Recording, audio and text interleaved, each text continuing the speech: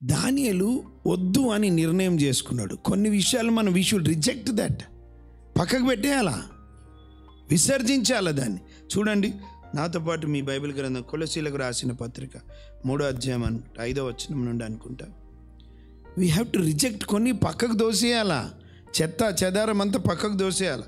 3వ అధ్యాయం 5వ వచనం చదవండి.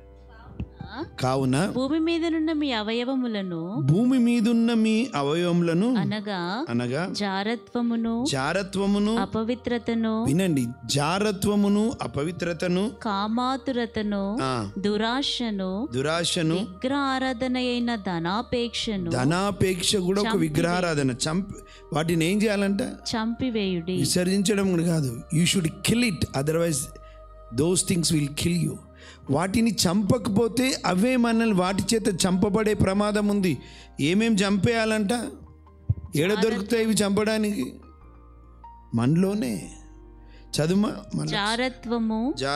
జారత్వమును అపవిత్రతను, కామాతురతను, దురాశను విగ్రహారాధన అయిన ధనాపేక్షను చంపివేయండి. ప్రియులార, పక్కోళ్ళని చంపొద్దు. మనలో ఉన్న, మనల్ని ఈడ్చుకుపోతున్న, మనల్ని పాడు చేస్తున్న వీటన్నిటినీ ఎవరు చంపాలా? మనకి మనమే ఒక నిర్ణయం, వద్దు నాకు ఇది, అది ఒక బలమైన నిర్ణయం. It kills that. ఇంకేముందో చూడండి 8వ వచనం కూడా. ఇప్పుడైతే మీరు కోపము, ఆగ్రహము, దుష్టత్వము, దూషణ, మీ నోట బూతులను వీటిని విసర్జించండి. అంటే ఏంటిది? త్రోసివేయండి, అటు విసర్జించండి. వద్దు. ఏమొద్దు? కోపాలు ఉండొద్దు, ఆగ్రహాలు ఉండొద్దు, దుష్టత్వం ఉండొద్దు, ఎవరిని దూషించొద్దు. మీ నోట బూతులు వీటన్నిటిని ఏం చేయాలంట? విసర్జించండి. దానియేలు అలనాడు ఫుడ్ విసర్జించాడు. ఇప్పుడు మన జీవితాన్ని పాడు చేస్తున్న వీటినన్నిటిని, కొన్నిటిని చంపాలి. అది పూర్తిగా చావకపోతే మళ్ళీ బ్రతుకొస్తుంటుంది. పూర్తిగా చంపేయాలి దాన్ని. అంతేకాదు, విసర్జించాలి కొన్ని. చూడండి ఎఫెసీలకు రాసినటువంటి పత్రిక కూడా, అక్కడ 5వ అధ్యాయం 3వ వచనం నుంచి చదవండి. మీలో జారత్వమే గాని ఏ విధమైన అపవిత్రతయే గాని లోభత్వమే గాని వీటి పేరైనను ఎత్తకూడదు. వీటి పేరు కూడా ఎత్తకూడదు అంట. ప్రియులారా వినండి, ఎంత గాడ్ ఈజ్ సో సీరియస్. పేరు చేయడం తర్వాత ఆ పేరు కూడా మన నోట్లోకి రావద్దంటే ఏంటిదంటే అవి చూడండి.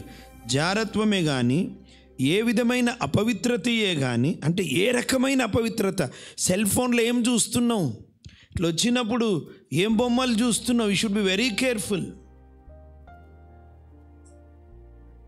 దాన్ని ఏమో అంటారంట, రోజు చూసి ఇట్లా తిప్పుతూ ఉంటారు. మొన్న శామ్యుల్ ఏదో అన్నాడు, దానికి ఏదో వర్డ్ యూజ్ చేసిండు. అది ఇంకా చూడబుద్ధి అవుతూ ఉంటుంది. మీకు ఒక విషయం తెలుసా? సాతానుడు ఎంత కుయుక్తిపరుడో. కరెక్ట్ మీకు ఏది ఇష్టమో, దేంట్లో మీరు బలహీనులో అవే వచ్చేలా చేస్తాడు. సెల్ ఫోన్లో మన కళ్ళ ముందు నువ్వు అనుకుంటే చాలు, టైప్ కొడితే చాలు, నువ్వు అనుకున్నది వచ్చేస్తుంది. అటువంటి స్థితిలో ఉన్నాం మనం. చాలా జాగ్రత్త. సెల్ ఫోన్ని ఎంత వాడాలో అంతనే వాడండి.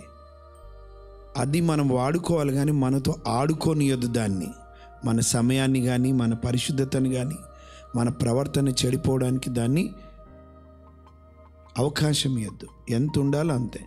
అందుకే నా ఫోన్ స్విచ్ ఆఫ్ వస్తుంది. నేను చాలా మట్టుకు స్విచ్ ఆఫ్ చేసేసిన, ఎత్తట్లేదు. నాకు విరక్తి వచ్చేసింది. చాలా టైం పోతుంది దాంట్లో. దైవికమైన దాని బదులు నేనే బైబిల్ దగ్గర కూర్చోవాలి. తప్పేం లేదు కొన్ని వినడం వాక్యాలు. కానీ ఒకవేళ టైం వృధా అవుతుందంటే దాన్ని పక్కకు పెట్టాయి. ఇంకేముందో చూడండి అక్కడ.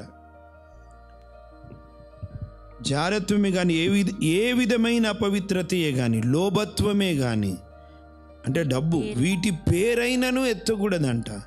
ఇది పరిశుద్ధులకు, అంటే వాటి పేర్లు కూడా ఎత్తద్దు. ఇక చేయడం అనేది తర్వాత సంగతి. ఇంకేముంది 4వ. కానీ మరి ఏం చేయాలంటే కృతజ్ఞతావచనమే మీరు ఉచ్చరింపవలెను.